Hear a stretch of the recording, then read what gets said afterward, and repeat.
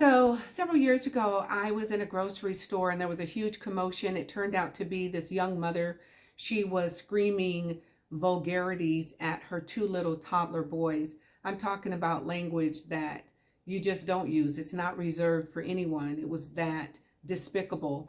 And the manager was calling the police. And so I got in front of her because she's bringing up really bad memories of bad stuff that happened to the kids in my family when I was growing up, and no one did anything. This manager was the only one to have the courage until I started talking to her and appealing to whatever sense was left.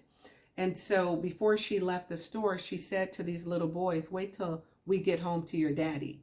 Oh, no, no.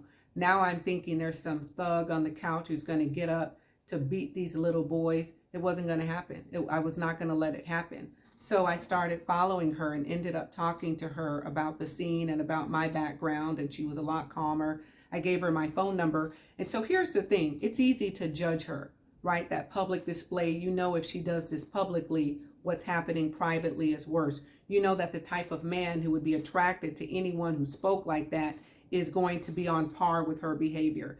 How do I know? I know because of my own experience. While I didn't have children in my home, I remember the relationships I used to attract when I lived differently before I did the work I needed to do. Let me read this to you.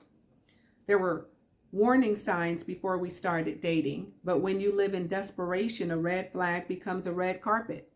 That's describing my past relationship, and it was super painful because the way I defined loved included disrespect, infidelity, betrayal.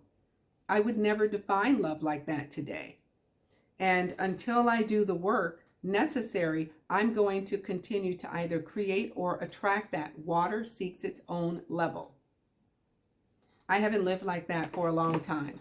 And what I found, and that's why I started off with that memory, is that there is no place for judgment when we embark upon a healing journey, right?